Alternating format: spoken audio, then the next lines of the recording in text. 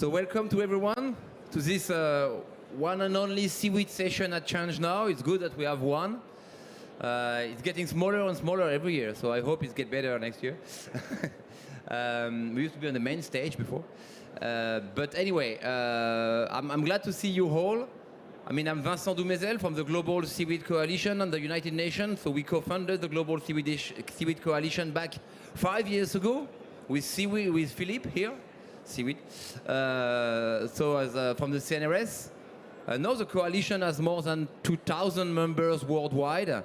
So I think it's a great achievement as such, and we thought of become the voice of this promising sector, and we are very glad to do that and to support all these pioneers and all these people, and you will hear some of them today. We think it's very important to be and to participate to this kind of event, and to bring together some of our members so we can tell you what's going on. It's been a very, very busy year, as we will see, for the coalition, with new funding, a new rhythm, I would say, newcomers as well, and a new dynamic with this kind of UN Global Seaweed Initiative. For the first time ever, the UN will have a formal initiative related to seaweed. So that's absolutely great, and it's very promising. That has created for our coalition, which is once again supposed to be the voice and represent and support financially through knowledge sharing the members of this community. It has been a new beginning as well, because we have to rethink where we were and how we were. And in order to be more flexible, we decided to create a legal entity of its own. So far we were just a program, I would say, by UN Global Compact, supported by CNRS. But in order to change that and enable us to receive more funding, to be more agile and more free as well, and to adapt to this new UN Global Seaweed Initiative, we decided to relocate and host this coalition at the CNRS Fondation. That's a key step. So just to make it clear, the Global Seaweed Coalition will continue. We will remain the main representation for this seaweed industry, and we will work together with all of you to support that. But the UN Global Seaweed Initiative will come in addition, doing some of the institutional work, and the Global Seaweed Coalition, I hope you follow, will keep existing, and will be relocated at the CNRS Foundation. And in order for you to understand what is the CNRS Foundation, what they are doing, and what it means for our coalition to be part of it, I'd like to invite on stage Michel Mortier, so the head of the CNRS Foundation, in order to introduce what is. I hope have we fixed the slide issue or not yet? I'm not sure. Melanie? They're working on it. So you'll have to improvise and play out of the blue, just like I do. So Michel Mortier, head of the CNRS Foundation. We hope to have some slides very soon, otherwise we won't. Otherwise, I will try to give you a few words about our foundation. The aim of our foundation, which was created by CNRS. CNRS is the main research institute in Europe, as you know. And we created 6 years ago this foundation who aims to support ambitious and free research. It's quite wide. So we have a young and dynamic philanthropic foundation, and we want really to support talents and cutting-edge research projects in France and also worldwide. We are able to receive donations, bequests, sponsorships. We organize fundraising campaigns on specific topics. And very important for our very subject today, we are able to manage funds as dedicated funds. This is now the case for Global Seaweed Coalition, but also up to the establishment of foundation under our umbrella. So very soon, Global Seaweed Coalition will become also a foundation under our umbrella. We are also awarding scientific prizes and funding young scientific talents. For this, we are able to be supported by donors from individuals, donation from individuals in France, and also corporate philanthropy, but also worldwide. It's the case in the USA, thanks to Friends of Fondation France. It's the case in most of the European countries and also in Asia. It means that the philanthropic support is possible from nearly worldwide. So I had a slide with our main donors, but without the slide it's less interesting. What I should say... Coming. I think it's coming. It's coming soon. Yeah. Soon. Yeah. La régie me dit... It was nearly the same thing on Eiffel Tower 2 days ago about Céline Dion. Soon. Okay, so you'll sing us something. I'm not Céline Dion, of course. You can entertain people by singing something. That would be a good idea. Foundation, it's not so bad. So the foundation is home now to 14 foundations that are actively engaged in addressing social and environmental issues. For instance, we have One Ocean, Ocean Sustainability Foundation, Science for Reefs, Fondation Albedo pour la cryosphère, Ecosphera. So next, nice. So these are our main donors, in fact, more than sponsors. And you can see some are in France, but some of them are not in France. ATA, Google, Adobe, Schmidt Future, and so on. So I was on the next slide. Yes. So you can see the foundation under our umbrella. And you can see first the big domain of environment. And as I was explaining you, the various subjects, and most of them, in fact, on environment are already dedicated to ocean. But we are also working to international, digital humanities, open source software, foresight, and health.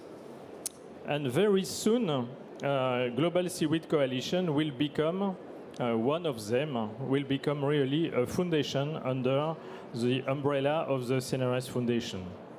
I have just a last slide, I think. The initial founder was CNRS, but there is not only CNRS now, because 3 people are also founders. They are very famous scientists in France.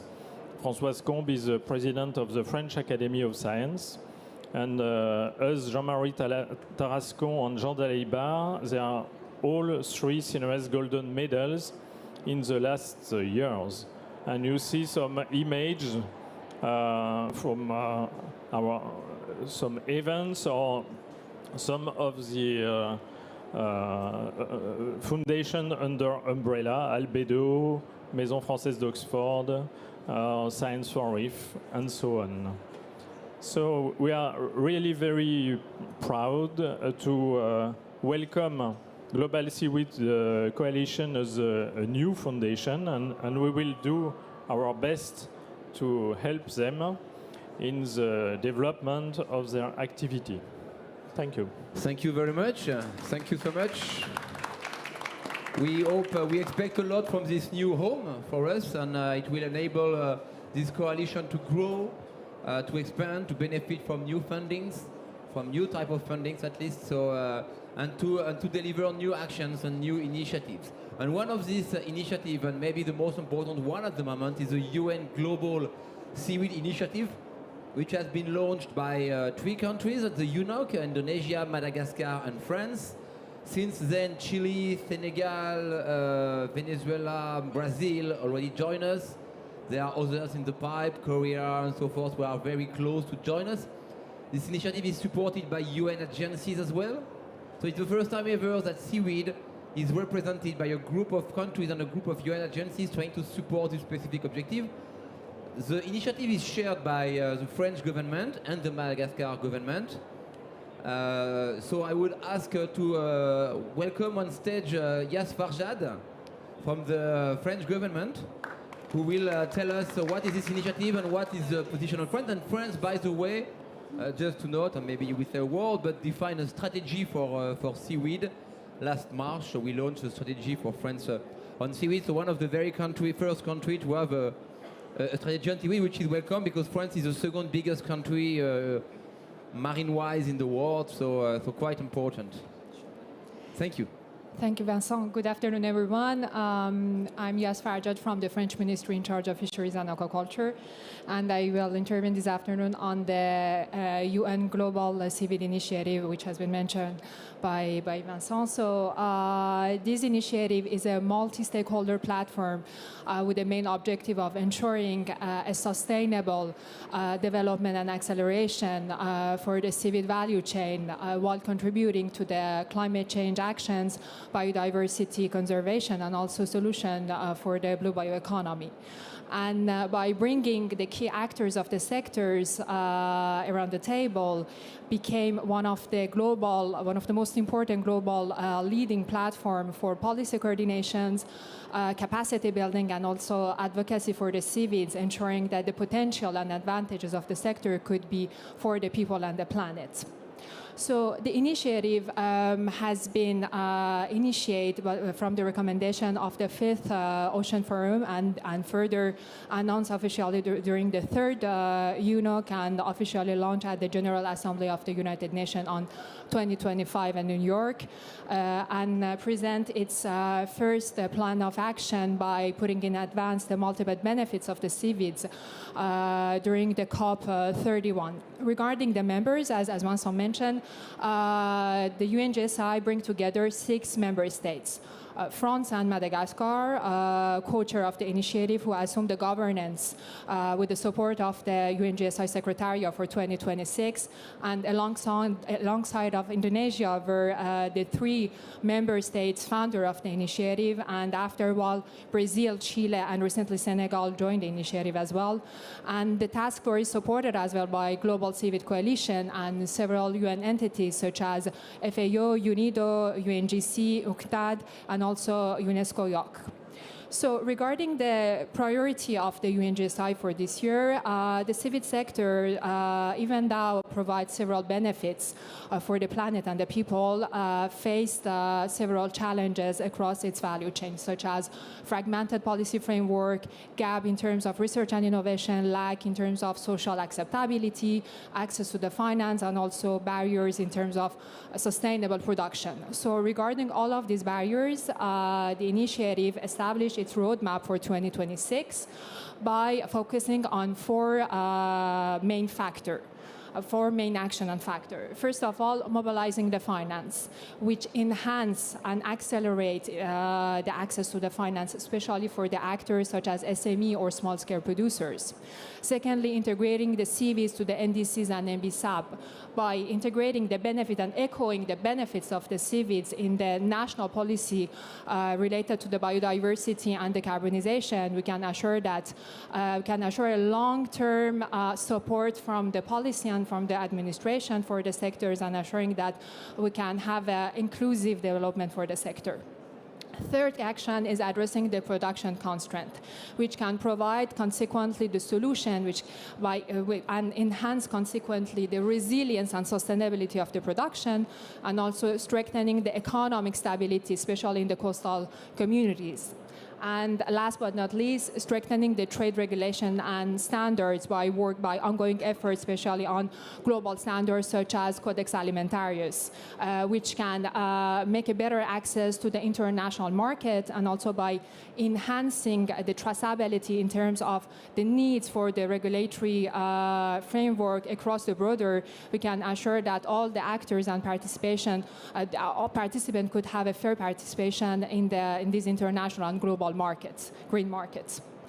So France's commitment, it's not only at the international level, but also at the national level by establishing its national roadmap for the seaweed sector, which has been officially finalized and announced last year by the government, by focusing on 5 main pillars. Firstly, enhancing the legislative framework quality, strengthening the competitiveness and also resilience of the enterprises, enhancing the social acceptability profitability of the toward the product of the sectors, decreasing the gaps regarding the research and innovation, and last but not least, promoting the French know-how and assuring a global contribution of the French sector in the international level. So this alignment between the UNGSI and also the national roadmap, France's national roadmap for the algae sectors, it's not only about their main objective, which is how we can enhance a sustainable development by the sector, but also on all these factors, especially the ones which emphasize about the importance of commitment of France at the international level.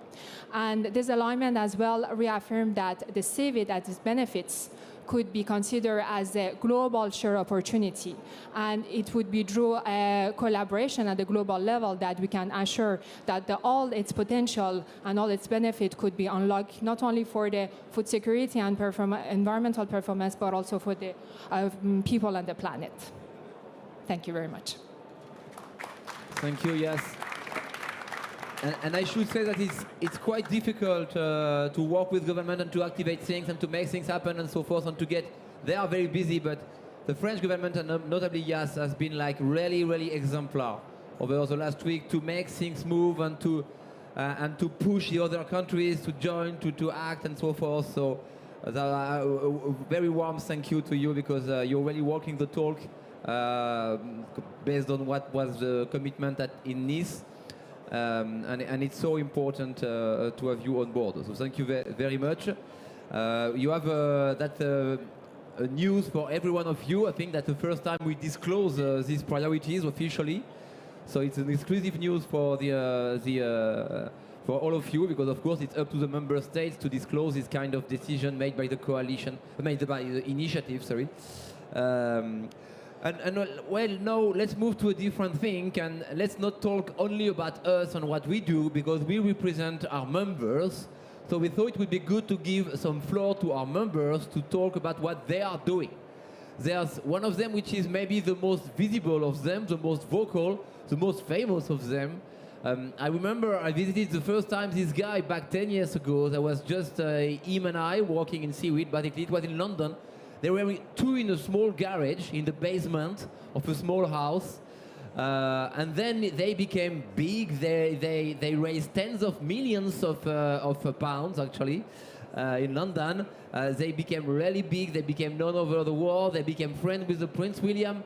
They won the Earthshot Prize back 3 years ago. And last time I met this guy, we were hanging out with Kylie Minogue and Prince William, and then swimming half naked in Seaweed Farm, eating Kappa ficus. So I'd like to welcome on stage my friend Pierre Paslier from Notre Plat.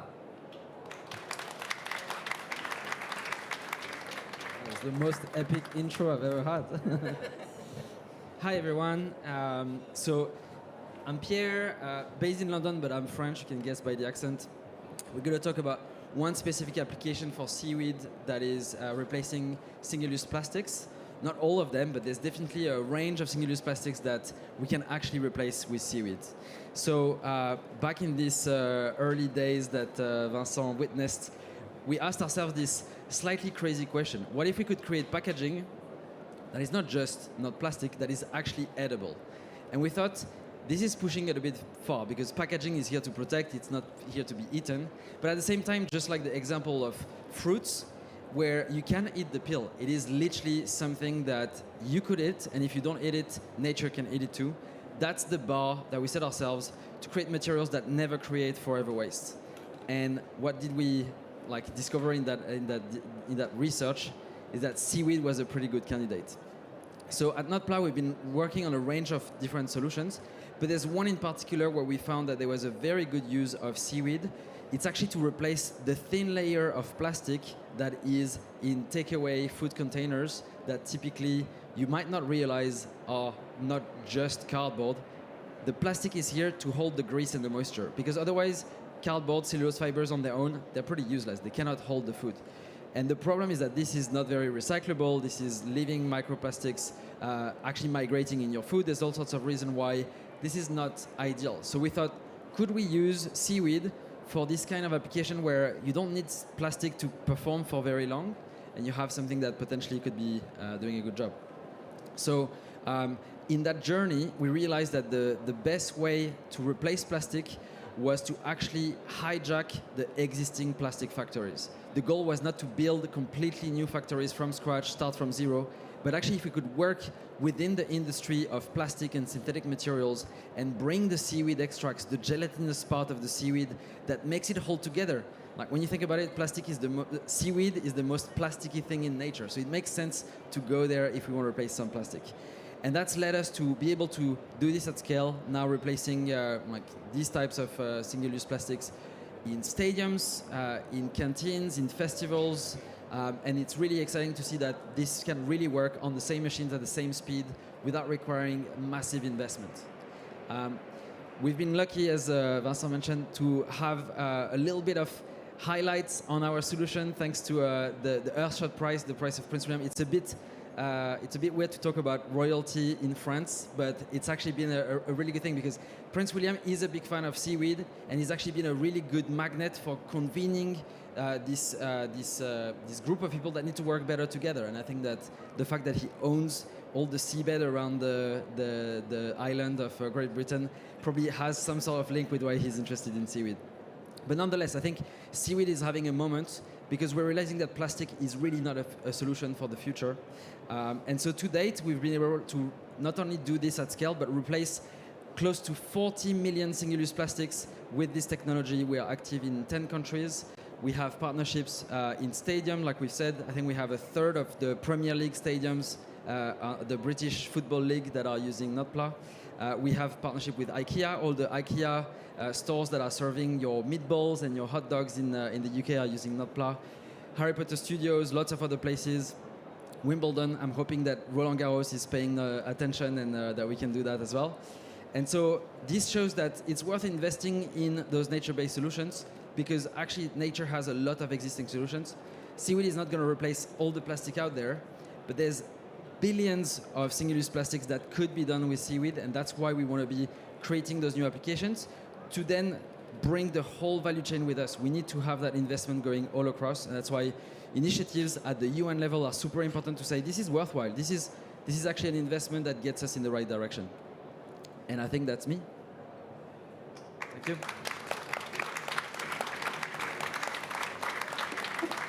Thank you, Pierre, and it's so important to have inspiring company like yours to show that we can actually develop and scale up this seaweed industry, and the best is yet to come.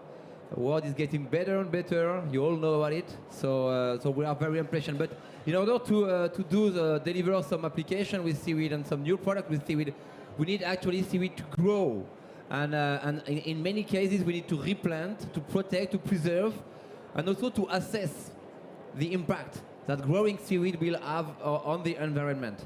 And of course, you have some great foundation doing that, and I'd like to call on stage XU because you're all tired with the silly French accent of us, so at least some some sort of other accent. And XU will tell us about the work that is done at the Kelp Forest Foundation, which is an initiative that, same as Notpla, we have supported through funding some years ago, and during our first grant, I think, our first call for grants.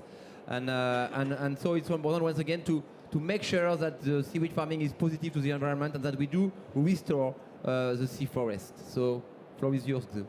Thank you, everyone. Hi, everyone. I'm Chu. I'm based out of the Netherlands, and I'm the managing director at the Kelp Forest Foundation. So I have a few minutes to talk about seaweed at scale. I mean, that's the name of this session. So I'm highlighting two initiatives that I'm involved with. So just a bit of history. You see two companies highlighted on my slides. I'll start with the left one. So Kelp Blue is kind of our sister organization. Kelp Blue is a company also based out of the Netherlands, but right now having their first main farm off the coast of Namibia. The way that they work is they're actually The way that they work is that they're growing the largest species of kelp. It's called giant kelp, and it's one species that grows really fast in ideal conditions. Actually, in the best condition, it can grow up to 50 centimeters. So, I mean, I'm 150, so let's say 50 centimeters a day, up to 40 meters tall. So just look up and imagine that you're standing in a forest as tall as this building. And kelp blue does the farming from the seafloor, and they only harvest the top bit. It's almost like mowing the lawn, and then turn that biomass into a product that's currently very successful as a seaweed product. It's called a biostimulant. A biostimulant is an agricultural product, so you can use it in agriculture. It's kind of like a plant's vitamin, so when you have plants and crops growing, they are actually becoming more resilient to stress and droughts and heat, and they can actually grow healthier crops. So when we talk about scale, they are currently at 30 hectares of kelp farm. Last year, they already sold over 1.5 million in revenue. So I just want to share that, 5 years ago, these companies started, and now within 5 years, they're already running at a pretty significant revenue and operating at many countries across the world, selling their biostimulants. So these products can be used in many crops. So these are some categories of crops that they work well at. And the way that they prove their value is by doing field trials to actually measure what exactly the biostimulant is doing.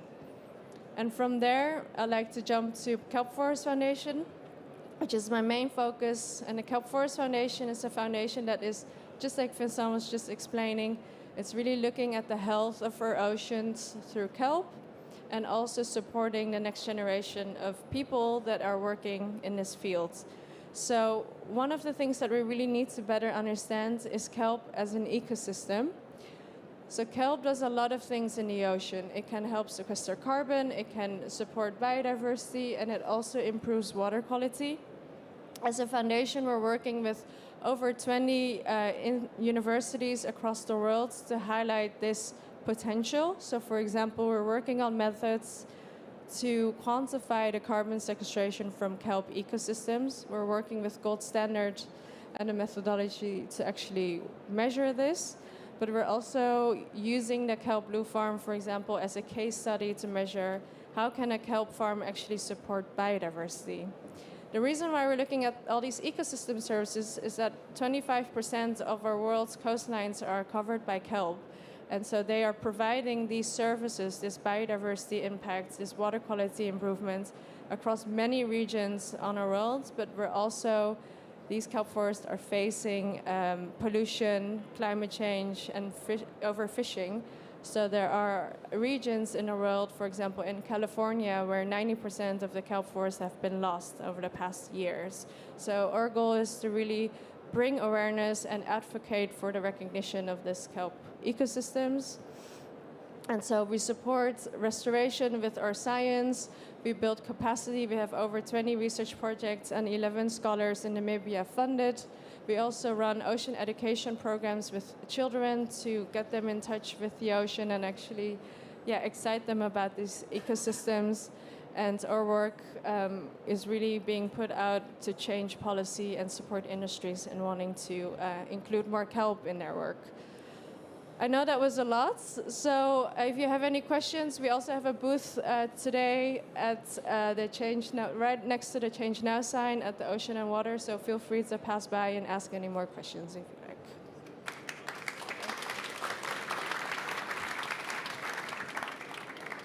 Thank you very much, Zu. And indeed, go to the booth there, and you will find some NotPla product there, by the way. So just if you want to touch and feel how it is.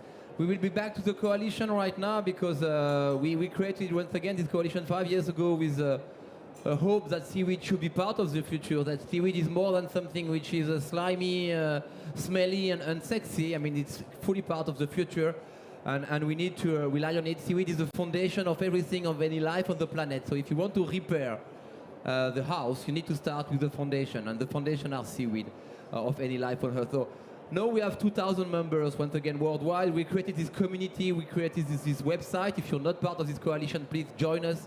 We redistributed more than 2 million euros through 70 companies around the world.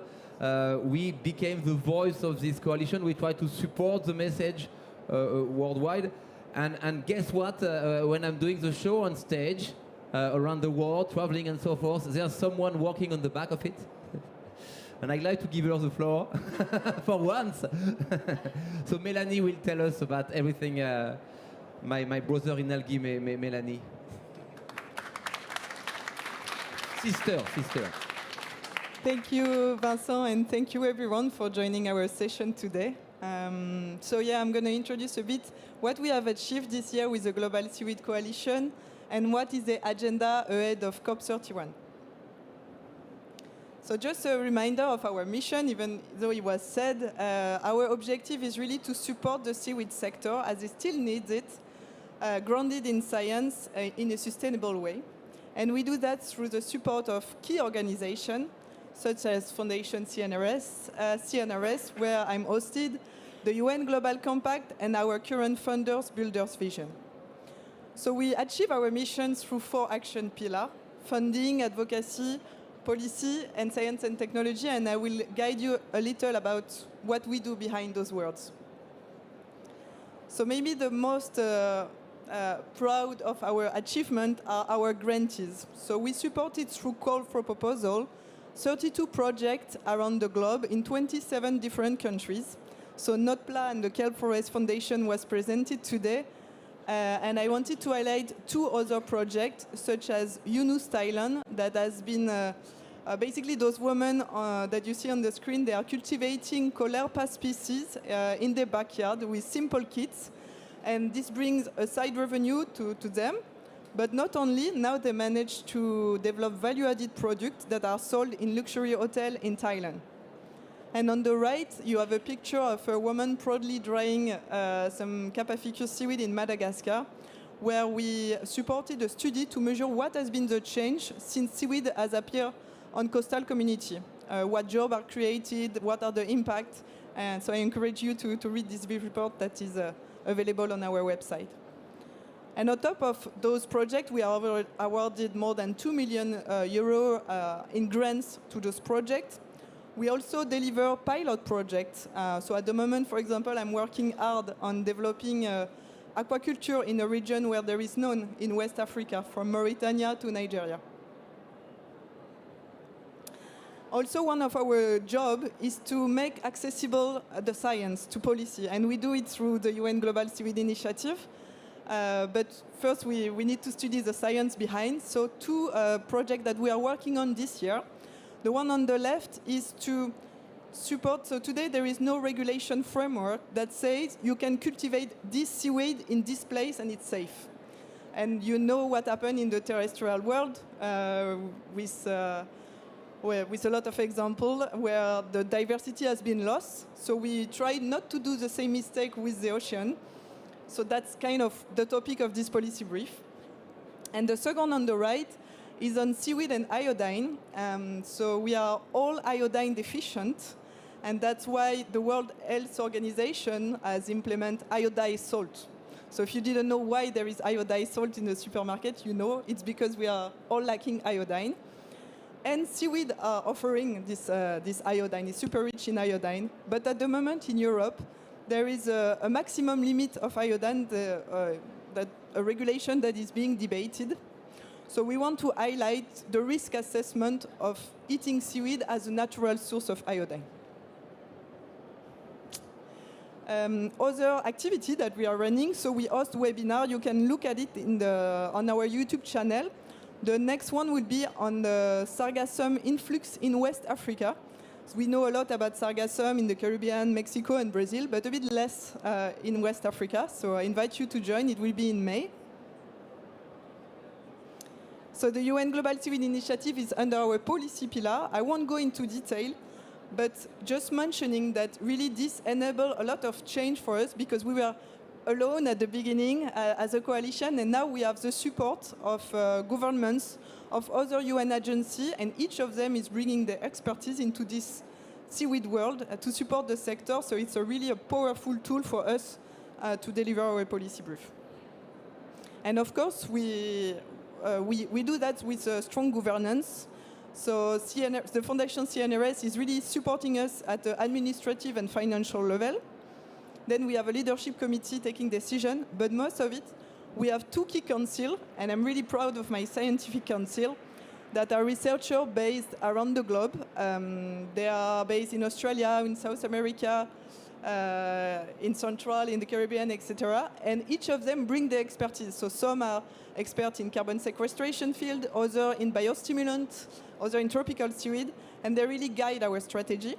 And then we have a strategic advisory council which are made of industry players, organizations such as the World Bank, the UN, and civil society members that represent the smallholder farmer that most often we don't listen to their voice.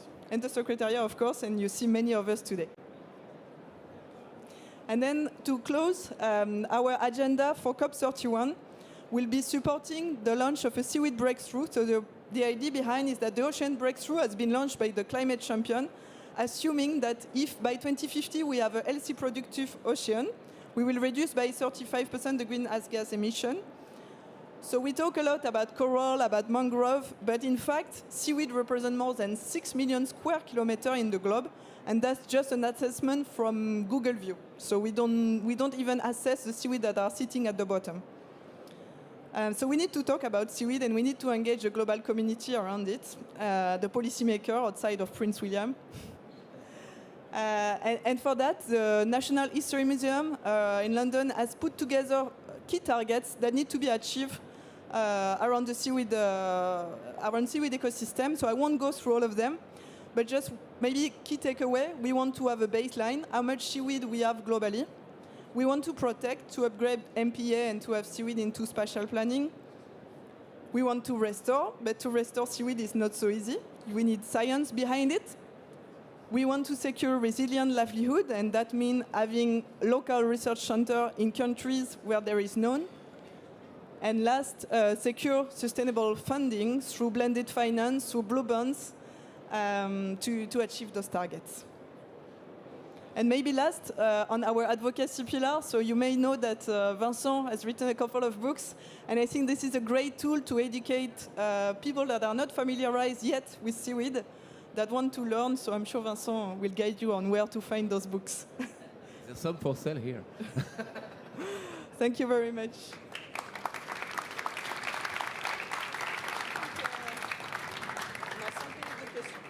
Okay. So thank you very much. I'm just trying to. I don't want to be on the front. You know, I'm not used to that. So we have. Well, first of all, thank you to everyone. I think you all acknowledge that it's going well. Seaweed has its moment under the sun right now. It's part of the solution for the future. I mean, it's interesting because I keep being asked, because there's a Q&A right now, and because we have a lot of boomers in the room, this question may not come. But when I give this presentation to schools, I always have the same question which comes, yeah, but how are we not going to mess the ocean and do the same thing if we start to cultivate the ocean as we did on land? And this question coming from kids that are 12 or 13 years old is as such a very good signal, I think. I would not have asked this question when I was their age, but they do, so I think that's the change. And I think one of the biggest potential for seaweed is that we start from scratch. There will be no resistance to any of what we want to do. I mean, there's no existing business on seaweed, at least for the Western world, if we exclude... so we can build it the way we want, build a permaculture in the ocean, not only seaweed, but shellfish and finfish and all type of culture together, avoid GMO, ban only use endemic species and so forth, do everything we should have done on land, but as we have not done. And do it in a different way. And there's nothing that's preventing us to do that in the ocean and for seaweed.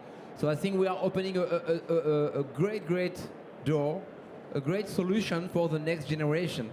And I'm very hopeful with them and for them. And I think we should be full of imagination and hopes, because I think we fed them with fears and drama, and as adults we should feed them with hopes and solutions. And seaweed is clearly part of the solution. So, I'm glad we are all together here to move on with this. We have 5 minutes for questions. So, do you have any question or comments, or like to highlight something or whatever? Don't be shy. It's the moment now. Yes. Hello. Thank you so much for that. I was very recently introduced to seaweed through a university project which I did. And I don't know. Am I audible? Better? Yeah. Okay. So thank you so much for your presentation. I was recently introduced to seaweed through a university project, which I did last year. And the topic was to find an alternative to plastic. And through stage, I finally came out to seaweed and got completely inspired with the work that NOTPLA is doing and other organizations as well. One question which we were faced with was that once you scale, then how do you address challenges which can emerge from commercial seaweed farming? And I'd like to know your opinion on that. What do you mean, like commercial? You mean farming in the ocean? Yeah. Of course, yeah. I think, and it's like to the point of Vincent, we have a wonderful opportunity to actually kind of like build from scratch without the legacy agriculture kind of like problems that we've seen. So the exciting thing is that we're not really starting from scratch. We don't realize, but actually there's about like 30 million tons of seaweed that are going into your toothpaste, your ketchup, your ice cream, lots of medical applications. And so we can work with some of those existing infrastructures where people have done a good job for the last hundreds or so years. And we can learn from what has worked well for them. And actually we can grow from them. So today, we don't have a specific like bottleneck for our category of products because we can work with the pharma grade seaweed that is on the market. But that's not going to get us to the place where we can really challenge plastic at a price point that challenges plastic. And so that's where we have the opportunity of building the next generation of packaging grade seaweed extracts. And there's a few places that are really exciting for us. I think we don't have a mono view of it's going to be all farmed or it's going to be all kind of like beach cast or it's going to be just this. I think we've got to accept that each location has its own context and that's going to be an opportunity to do things that are right locally. That being said, I think there's a massive opportunity around what you talked about, which is the sargassum blooms, where there is 37 million tons of kind of like biomass that pops up unannounced on the coast of the Caribbean and beyond. And I think that today we are realizing that we can get out of those problematic seaweed species some of the building blocks for the next generation of coatings, of plastic alternatives. So we want to invest more in that kind of solution because if we can collocate there, I think there's a big opportunity to turn this biomass into something that's going to be really powerful. But I think that's going to work in conjunction with more farming, more wild harvesting where it's done well. There's lots of opportunities to combine all of these things together. Thank you very much. Now we don't have time. I'm told that we should close the conference, but we will continue there right now. So we can. I mean, the most important moment starts right now, which is this informal discussion out there. So let's stay here. We'd like to thank Change Now for hosting us once again. Thank you very much. It's been 3 years in a row, so obviously we are here to stay. See you next year. And yeah, let's reconvene an informal gathering at the entrance here, and thank you to all the speakers.